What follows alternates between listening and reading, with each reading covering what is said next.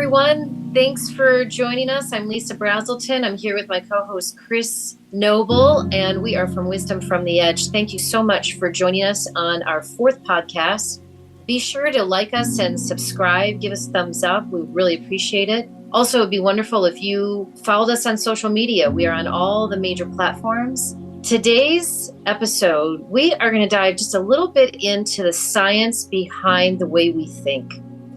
And in particular, we're going to talk about some of the discoveries that have happened in the last few years on what happens when our emotions are kind of taking over, and the way in which science has discovered that our cells actually play a really big part of that. And when cells die, they are working on reproducing the same things that our emotions that are most prevalent in our lives are, what we're feeling and how we're thinking. So we're going to dive a little bit into that. And I think it's going to be a great episode to really discover some new things that a lot of people don't know. And I think that the knowledge of having what we don't know come into our focus, and we have the ability and the power to change. As with all of our podcasts, we do our very best to provide you, viewer, with so many tips and tools and techniques and practices that we've used in our life and that we continue to use on our daily life.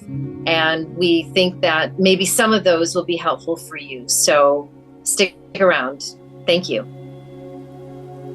So I'm really curious to hear more about these ideas and these thoughts that are, from what I gather, Lisa, let me know if I'm way off here, but it's really about these parts and this scientific phenomenon in the cells in our body that correlate to our emotions. So this is something I don't know really anything about. So it's like, take it away. And for the audience listening and watching, this might be a great explanation as to potentially why it can sometimes be so challenging to move out of states of depression or addiction or like spiraling, situations on an emotional kind of level in your life. So check this out. What are we talking about, Lisa? Right. Absolutely. I mean, I think one of the most fascinating things with the latest research in science and neuroplasticity is that we are finding that it's not that easy to change. And I think this is where we're kind of given an area to stretch and to be okay with the fact that maybe we are having a hard time with meditation, and we're having a hard time, feeling better about things, no matter what we do, no matter what people say to us, no matter how many courses or classes we take or books we read or whatever. There is a formula on some level behind the way that the brain is working. And I'm going to actually read it to you so that I'm not missing any highlights, because I think this is so important. So recent research has found that not only does the brain communicate with our cells, but that our cells also communicate with our brain and other parts of our body, right? So the latest discoveries by scientists are revealing that we think we know more about the brain. We think with our body as well as our brain. So we've talked about this in a couple of episodes ago, that the heart mind actually is quicker at responding to emotion and the thoughts than our head mind. And a lot of the work that we do, Chris and I do, and what we're doing at Wisdom from the Edge is helping kind of bridge that gap between the heart and head coherence so that there's more of a connection. It is not accurate to look at our entire body as being a part of our brain. That may be new and startling, but before you reject that, let's dive a little deeper into it. So as we were saying earlier, that there is such a thing as we talked about last week, is that our body has its own intelligence. And here in the book that I'm reading called Zen and the Art of Happiness by Chris Prentice. It's a beautiful little book. But in this book, it actually goes pretty deep into, this body brain concept. And so there is a key part of our body's incredible communication system that involves our cell receptors. And every cell in our body has millions of receptors on its face. And each cell has perhaps 70 different types of receptors. Okay. So if we look at a cell, we've got millions of little teeny microscopic receptors around that.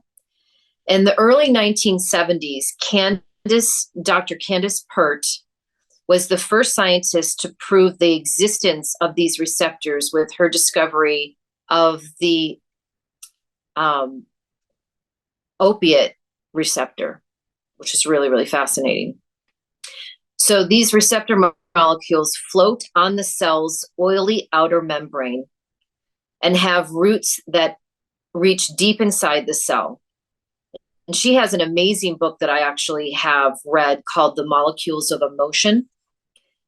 And what she is saying is that the life of a cell, what it's up to at any moment, is determined by which receptors are on its surface and whether those receptors are occupied by ligands or not. So these ligands are this small molecule that binds itself to the cellular receptors. It's kind of like glue. So if I just kind of go down a little bit, because I don't want to get too granular into this thing, we're going to talk about peptides for a second. And what we know about peptides is that they are produced in the hypothalamus. And our hypothalamus is this amazing gland that sits at the center of our brain. And that the type of peptide produced is primarily determined by what we think and how we feel. The hypothalamus produces peptides that duplicate every emotion that we have. And so we can think about it. We're feeling anger, we're feeling frustration, we're feeling, sadness, depression, or joy, and enthusiasm and happiness and curiosity. So the peptides are channeled to the pituitary gland and then it goes into our bloodstream, where they visit all 20 to 30 trillion cells in our body. Peptides dock onto these cells and create minute physiological phenomenon that translate to larger changes in the behavior, our physical activity, and even our mood. So what does this mean? So what Dr. Pert said is that these peptides play an incredible role in regulating the practicality of life and the way in which we process things. When the peptides dock onto the receptors, they take control of the cell's activity, including commanding whether or not it will divide and the composition of a new cell. Okay. So it's like a captain of a ship stepping on board and beginning to give orders. I don't know, viewer, if you have been familiar with a somewhat underground documentary that came out in 2003 called What the Bleep Do We Know? And there were a lot of now very famous people who were in that documentary, including Dr. Joe Dispenza.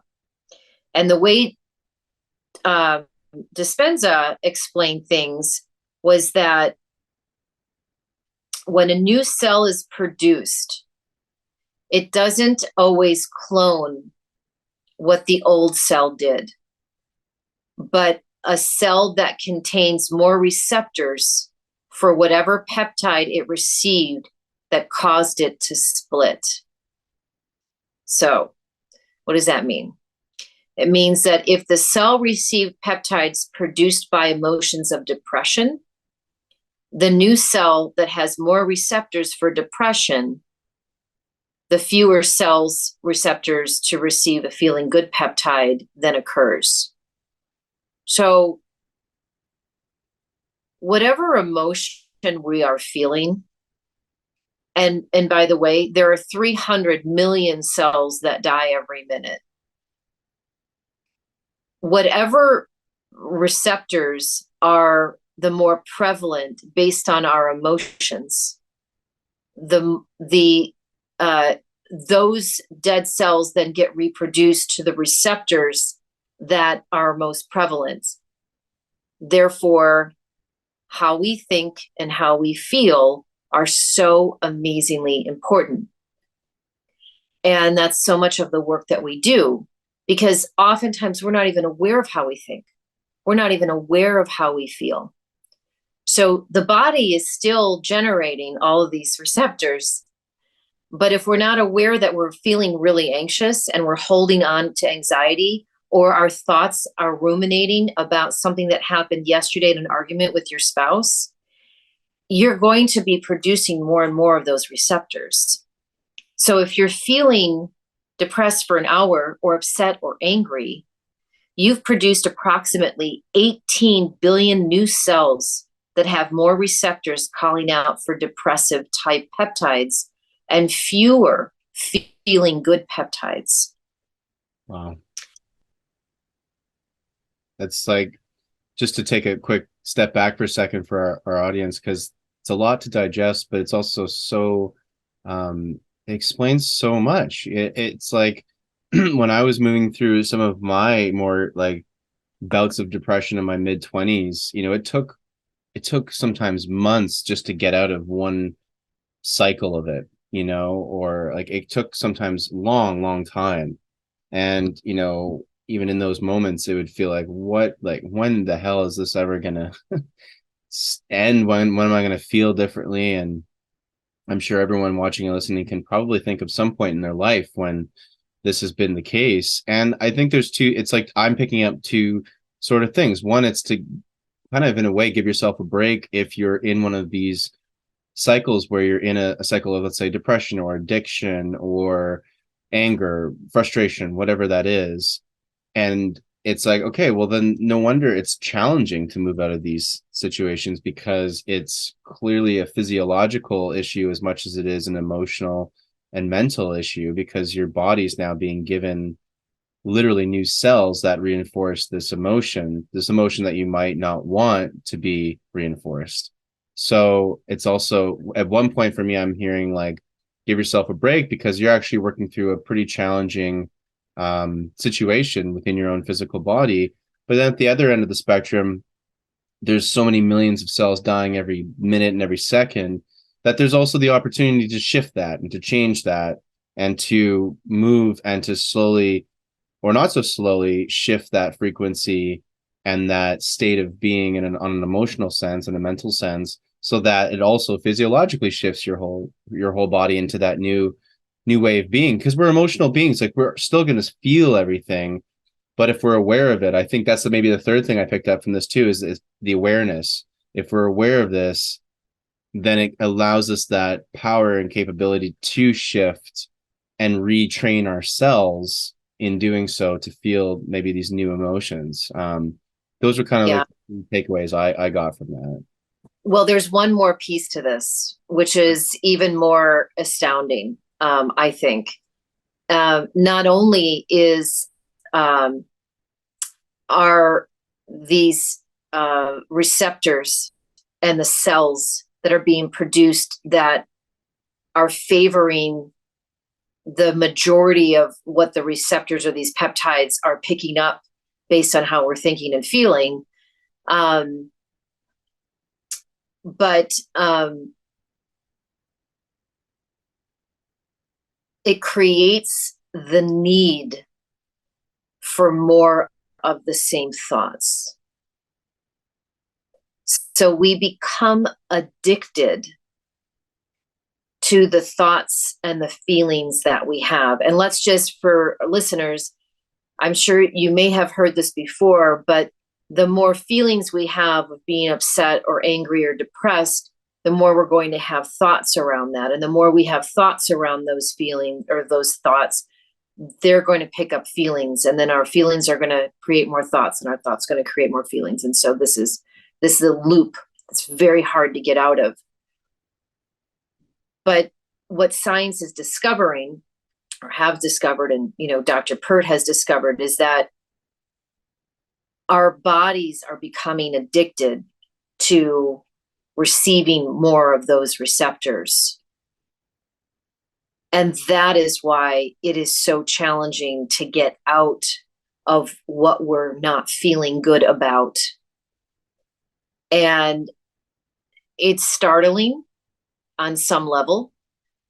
It doesn't surprise me, but what it does tell me is the unbelievable importance of the gift to give yourself of self-care in order to have regulation. And that self-preservation work looks like quiet moments, looks like breath work, even if it's just a few minutes a day, even if it's just a minute at the top of every hour that you set an alarm for. Because most of what we think about, we don't even know what we think. We are not aware of our thoughts, because out of an average of 65,000 thoughts a day that someone by the age of 40 has, 95% of those are sitting in our subconscious, unconscious mind. Remember, it's the iceberg. We can only see the tip of the iceberg, but underneath the iceberg is where all those thoughts actually ruminate. And the practice is so important, not to necessarily try to stop the thoughts that are happening in our mind, but to bring up to the surface all of the thoughts and the feelings that we cannot hear, that we are not aware of, because our body is producing regardless of us being aware of it. Yeah, that's the big thing, right? And it's really fascinating information, because it makes sense to me, and it makes sense as to how this is it is very challenging to move out of these, let's say, these patterns of emotion that we move through throughout our life, right? And for so many reasons, so many different reasons that these things happen to us. And at the same time, it offers, again, with this knowledge, this is where knowledge becomes power, and the where mindfulness plays such a role, because once you're aware of this phenomenon in science, now that we have this information, great, now I can be aware of how it plays in my day-to-day life, and just even that awareness will allow that power to move out of these addictive patterns that we can now recognize as a different. I mean, it makes sense to me. Like, I remember so many times where it would feel more comfortable for me just to not go out and to stay in, because that was less scary than the social aspect of going out. Just something as simple as that. And I would repeat that pattern of not going out because it was not even necessarily not safe. It was just more of a pattern that I had created in my body, that it was therefore comfortable in the fear of social interaction. Which, when you become mindful of that, you're like, well, I don't want that. I want to be, okay socially with people. And so then you want to shift that behavior. But when you're not aware of it, it's easy to just sort of fall into a pattern and be, in a way, addicted to, I would say, almost the safety of what you become used to, even if you're used to feeling kind of crappy, or you're used to feeling upset. You just get used to feeling upset, and therefore it feels safe to keep feeling upset. Right. Versus, Right. God forbid, I feel joyful today and I actually want to do something different. That scares the crap out of me, right? So Right. that makes Because sense. the body, yeah, you're right. Sorry, Chris, I didn't mean to interrupt you, but what is happening, if we take depression for an example, what's happening is that we are actually becoming addicted to this state of depression, because the body is demanding more of what it's been receiving. Yeah, makes sense. Um, and it has an appetite for depression. So, but here's what I think is the piece that makes all of this information worth receiving, because there is the light at the end of the tunnel here, and that is that our personal belief system and our values and the competencies that we have to be different, to be better than our circumstances, has the ability to change those receptors and to start feeling differently, feeling lighter, feeling happiness, even if it's just a little bit every day. Because the more you engage in an emotion, whatever that is, or a behavior, the greater you desire it, which will come. And they are simple acts that I think mushroom over time. And those simple acts to change are to have a gratitude journal, as just an example. Some people, I have gotten so many people to say, gratitude journal, what is that going to do? And I'm going to say to you, in the most deepest, darkest moments of my life, and I've been keeping a gratitude journal every single day for the last year and a half. And I have an accountability partner, and he and I send a gratitude journal, a little text message every night that I have to sit there regardless of how crappy my day was or how disappointed I was in something or someone, or how, what I would love to see happen didn't happen, or there were delays or whatever, right? I still have at least 7 to 10 points that I put that make what am I grateful for.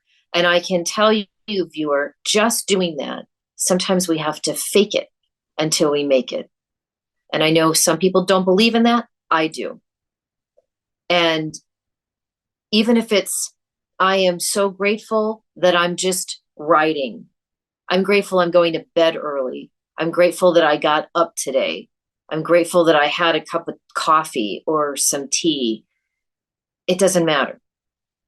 But if you make that kind of commitment, it mushrooms into the desired life you would like to have, slowly, but it happens. Right? And it creates the habit. It's like you're building a habit now. Instead of a habit of depression, it's a habit of gratitude. It's just the same idea as when you're depressed, you make it a habit to reinforce the depression. That's all happening in your subconscious. You're not necessarily consciously waking up and being like, all right, how can I feel worse today? However, and your subconscious kind of is running the show in that way, because that's what it's used to, and that's all it's doing is just reinforcing this automatic machine now. So when you take, let's say as an example, a gratitude journal, or start on a daily affirmation binge, or you start whatever it is. The gratitude journal is a great example though. So starting, let's just say a gratitude journal now is not just a process of writing down what you're grateful for, but it's a process of reprogramming your whole brain and your whole mindset without even knowing it. And like you said, you might not feel that deep level of gratitude, especially on those hard days. But when you still go ahead and still practice that gratitude, even, actually, it's the most important when you're not feeling it, that's what starts the reprogramming. And even if you don't necessarily feel it, you're saying it, and you're writing it down, or both. That act is the act that will reprogram it. And then over time, you kind of got to think about these things as a compound effect too, increment by increment. You might not notice it every day, but when you look back a couple weeks, a month, a year later, pretty dramatic, the outcomes. And I can definitely speak to that as well from personal experience. Like, oh my God, gratitude's got to be one of the most important practices I have in my day-to-day life, because now it's a habit for me. No matter what happens in my life, I'm always like, especially in a voice note to a friend or something, I'll be like, oh, this and that happened today. But I am grateful that I still have an awesome apartment and I'm living in a beautiful place of the world that I love, and whatever I gotta say. But I now just, like, whatever's going on, I'll recognize the negative things, which is, you don't want to be blind to it. It's like light and dark both have to exist in our life. We need that balance, masculine, feminine, yin and yang. So I examine the things that aren't making me very happy, that it might be upsetting me, and at the same time, I'm also going to acknowledge the things that I'm grateful for, just so that it's still balanced and I'm still practicing the habit of gratitude, because that's what reprograms is gratitude is incredible for that. I totally agree, and thank you for that input. And I really appreciate you bringing in personal story, Chris. I mean, I think that just makes it real and us real. I feel that our minds, we are so powerful. We don't even realize it. And yet, what I just read proves how powerful we actually are. And if without anything except for our thoughts, we have the ability to make our physiological bodies addicted to that particular emotion or those emotions in a negative way, we have the ability to actually do the opposite and to live a life of just pure joy and acceptance and gratitude and empathy and compassion. And it is because we have a choice. And so I am a big believer, as you know, that we get to choose how we want to think and feel.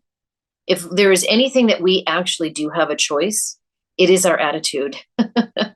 And I think it was Henry Ford who said something like, what you believe, something like whether you believe it or not, is true, or whether you believe it, you're right. Whatever we believe, we're correct, our own personal truth.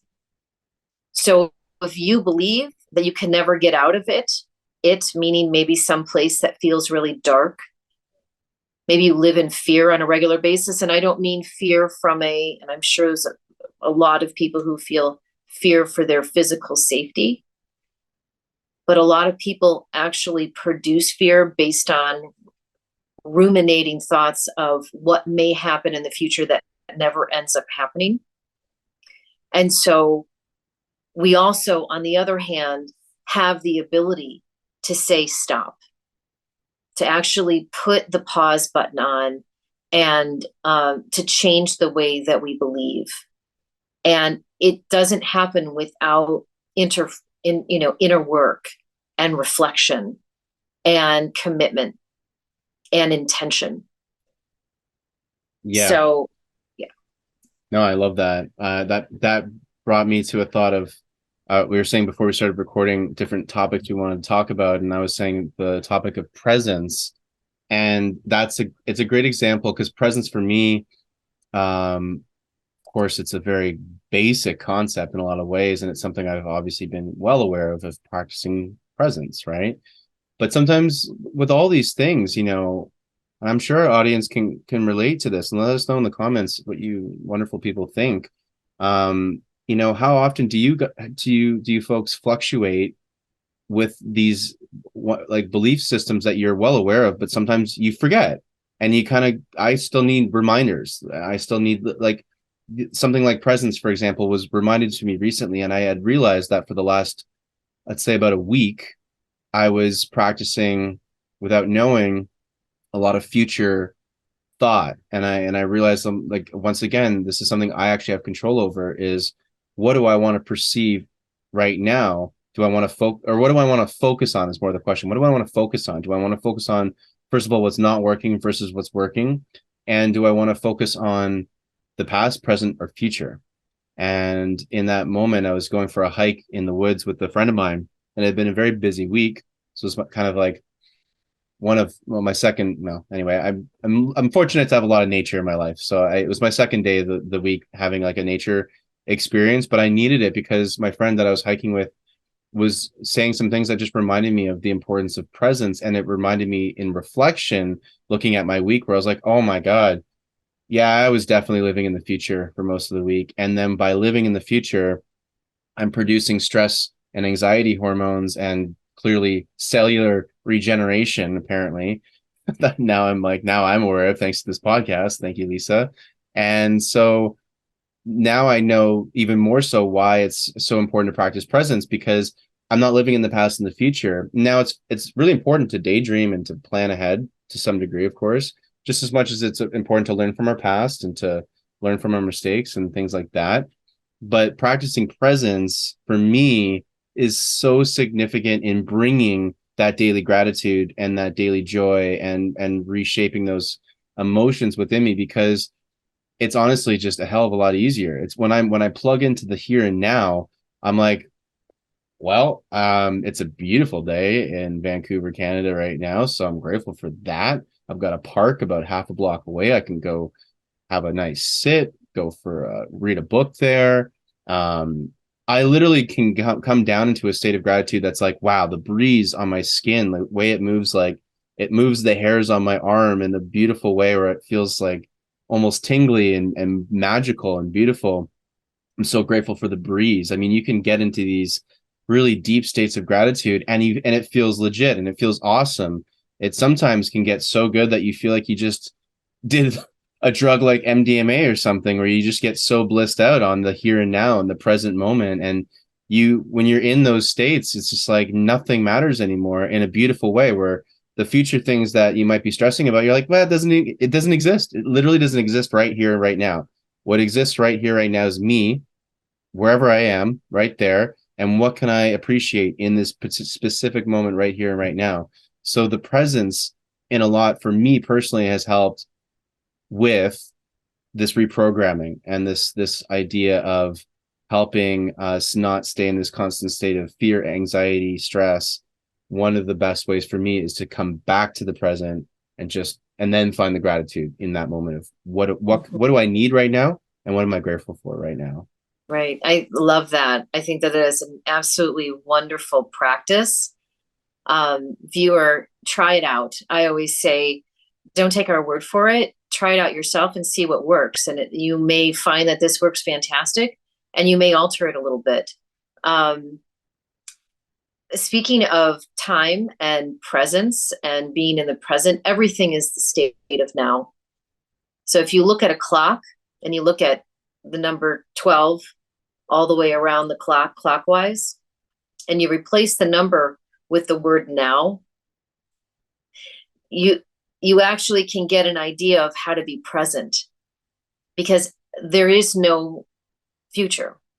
There only is now. And our state of being is not in the future. Our state of being, where we can choose how we want to feel at any moment, is in the now. And when we become present, we become our true self. And I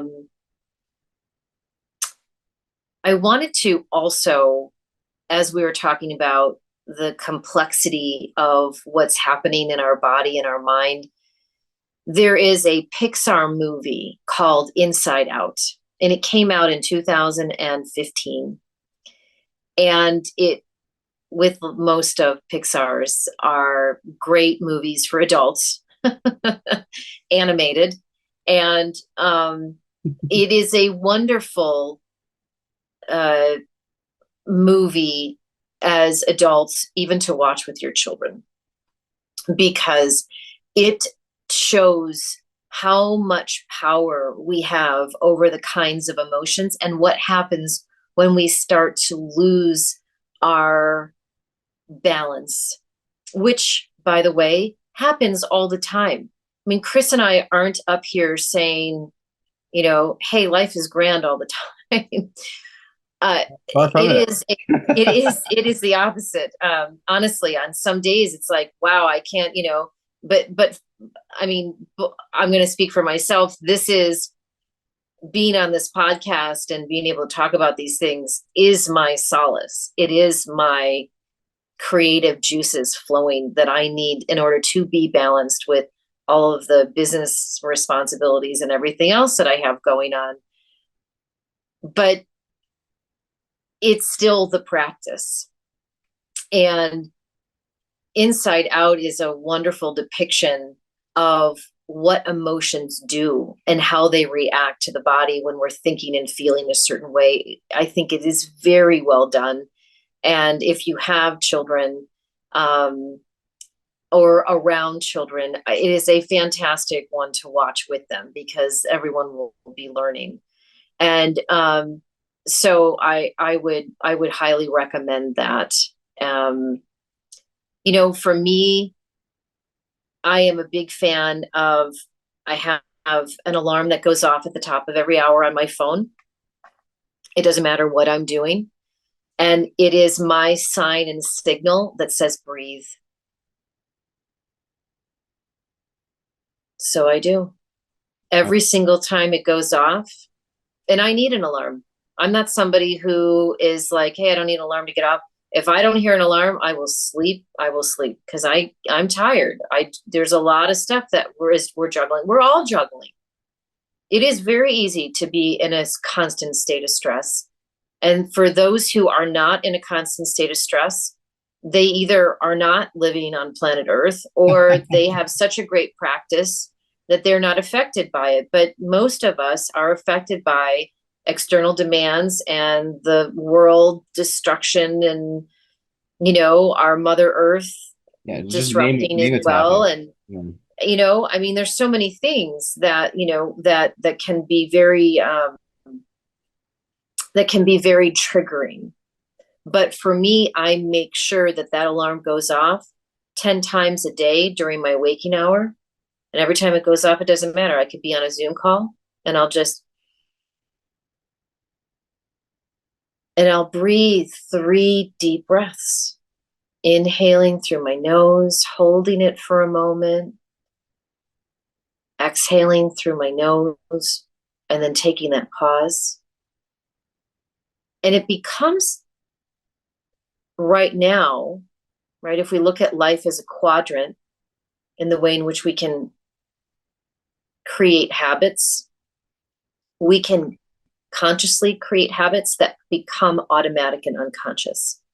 So I'm a big fan of reprogramming myself on a regular basis because I am always wanting to become aware of what do I need to do to improve who I am so I can be the best version of myself. And as soon as I feel like I am stressed and hitting a battery level that I know causes me some anxiety is my first indicator of take a step back. What do I need to do? Go out for a walk, go outside, get off the phone, delay for 10 minutes, a Zoom call, close my eyes for 5 minutes and just get into a centered state. There are so many things that we can individually do. Even if you are back to back with meetings, maybe you start making your meetings 55 minutes versus 60 minutes, hour after hour, so that you can get up, use the washroom, get some tea, drink some water. So many people are dehydrated because they're constantly on Zoom calls, and do those self-care practices because that's being present. And when you are present to those things, you become present to the way in which you're thinking. Maybe you're ruminating about that person that you were just on the phone with. Like, well, they don't know what they're talking about, or, they were kind of a little snippy to me. What's their problem? Well, when we're sitting in a place of balance, it's like we have this armor around us, this invisible armor that things just bounce off. They don't get to, to me, they don't get to me. If anything, I have more compassion. I don't know what's going on with that person, but clearly they're not feeling well. something's going on in their life. And I'm going to send them some kind of energetic, compassionate thoughts that that they feel better soon. I'm not taking on their stuff. I'm not taking it personally. It has nothing to do with me. But can you get to a point where you are able to be that balanced and allow for that reflection based on the shield of self-care, self-love, with healthy boundaries based on your practice? I know I just talked a lot. That's fine. Thanks, Chris. I'm like going. I could go. Oh, I know. I mean, these are our favorite topics, right? I think both of us can talk ad nauseum about this. I mean, look, I mean, we should wrap up the episode soon, but before, I think it's a great thought to just keep giving a couple more really tangible takeaways for the audience to take into your life and to practice. And of course, let us know which techniques, which methods, which practices do you really find help you get recentered, get you present, and ultimately help you come back to yourself and not get attached into this sort of warp cycle that we just talked about at the beginning of the episode with reinforcing these you could call negative emotions. So let us know. I mean, for me, one of the best points to help me become present again, and also to reset, and also to just come back to myself, come back into a really good place of harmony, is nature. It is such a great I think it's like an all-inclusive hack to our bodies.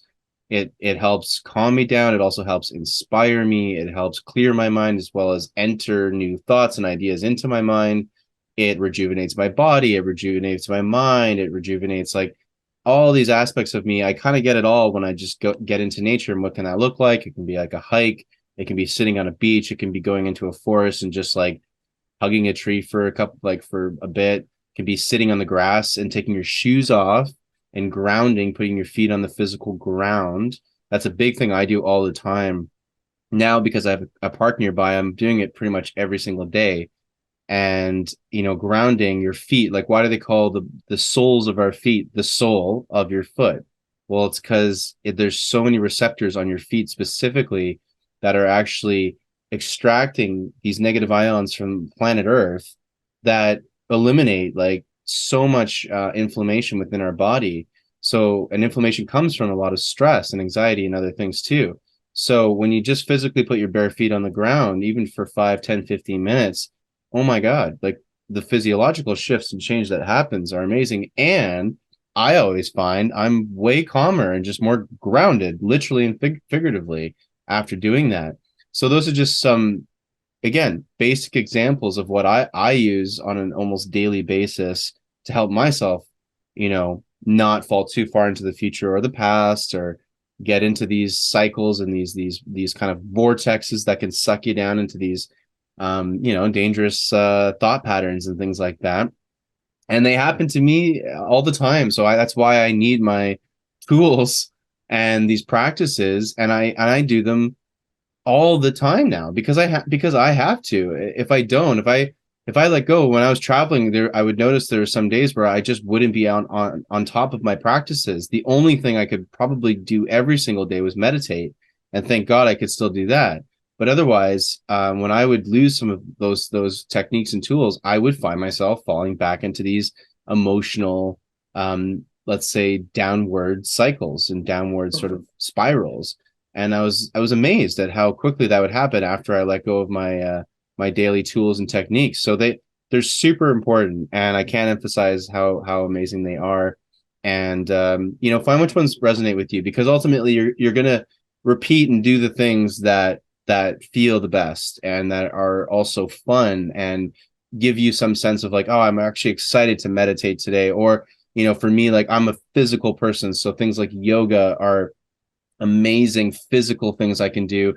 Don't forget, a lot of our stress and anxiety does sit in our body, in different places in our body, and what might be a sore back actually could be all stemming from a deep psychological wound or a deep, emotional issue you've got going on. And all of a sudden, when you physically can kind of work out where in that body you're feeling that stress or that pain, and you do it through yoga, through massage, through shiatsu, whatever it is, You do that, and all of a sudden that can also contribute to a lot of relief for some of these emotional turmoils and things that we put ourselves through. So there's physical, there's the breath work, there's so many things we can do.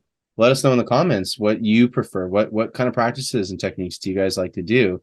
And let us know. We'd love to hear. And I'm sure there's stuff we've never even heard of that you can let us know about, because it's different. It's infinite what you can do to put yourself in this place. Yeah, Chris, thank you for saying all the practices. I think I would love to focus in particular on meditation, that because for me, meditation is a practice that keeps me centered. It keeps me grounded. And it also provides me the opportunity to always go back to the present moment. And Thich Nhat Hanh actually said something that I thought was really interesting.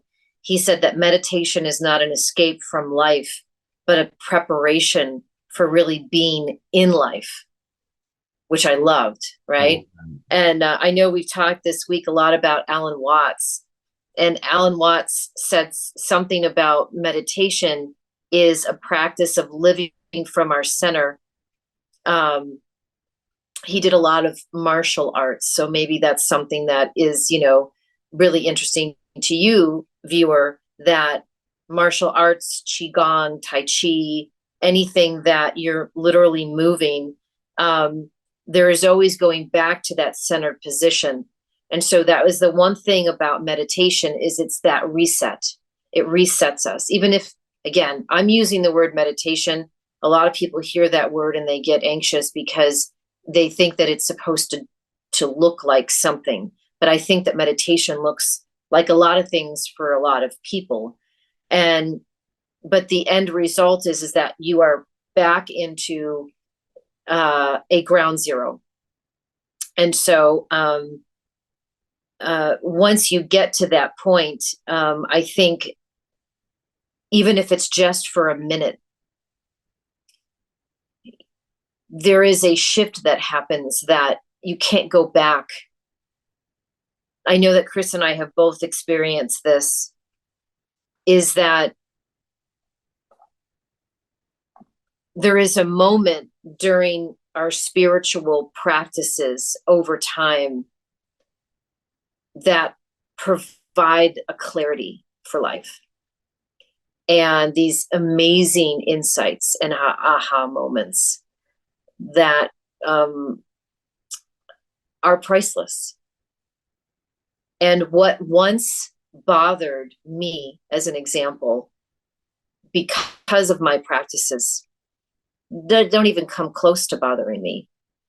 As a matter of fact, the more I have been working on my practices over the last 20 some years, the more I don't actually even come into play with anything, I would say any experiences that typically I would be coming into that would cause me angst.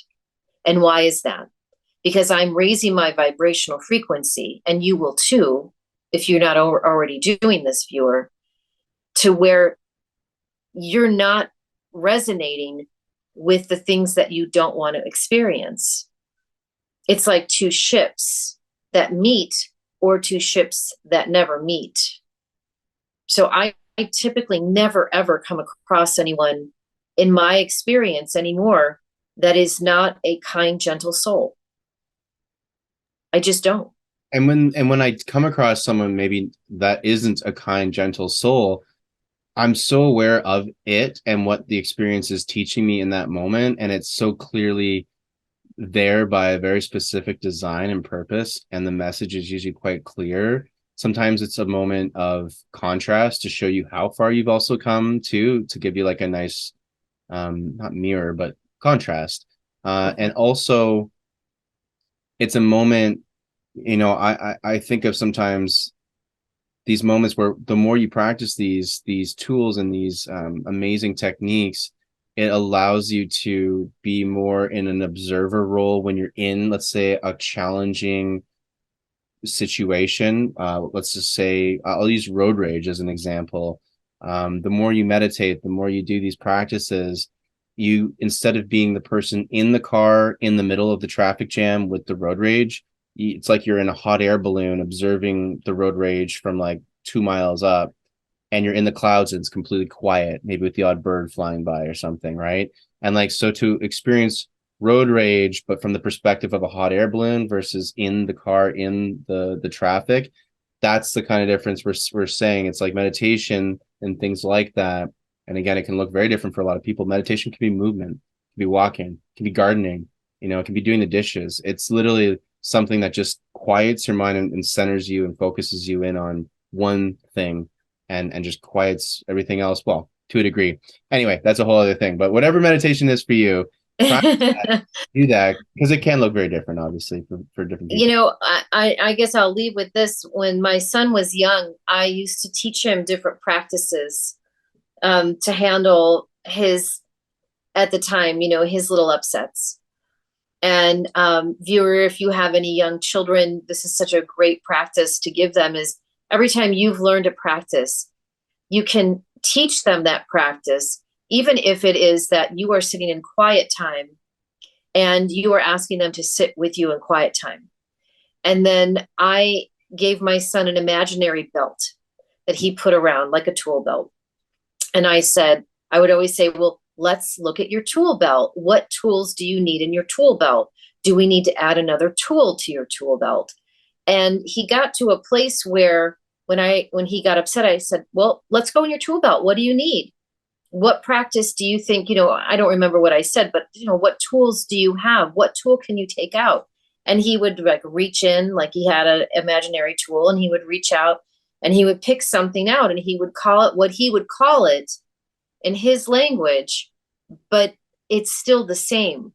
He knew that he had something that he could go to that would make him feel better. And I would just invite you, regardless of the age, regardless if it's your kids or yourself, create your own tool belt, right? And that's these practices that we, all the different techniques and the tools, we use them all the time. We go into our tool belt on a daily basis and say, what do I need right now? What do I need to feel better, to feel balanced? How can I handle being the best version of myself so that I can help others who are not feeling so good? I also need to make sure that my battery is charged. What do I need to do to make sure my battery is charged, right? So anyway, just again, we are so grateful that you have joined us again this week. We'd love to hear from you. Please give us a like, if thumbs up, if this episode resonated with you. We'd love to hear from you. Any comments, any practices that you've tried that have worked for you, we'd love for you to share that with us. 100%. Thanks everyone for tuning in. Thank you, Lisa, for co-hosting with me today. It's always a pleasure. It's always so much fun. And let us know what tools you guys took away from today's episode and what you like to integrate into your life.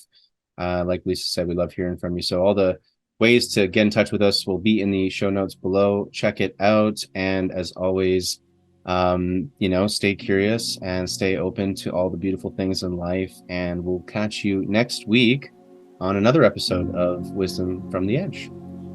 Bye. Thanks, Chris.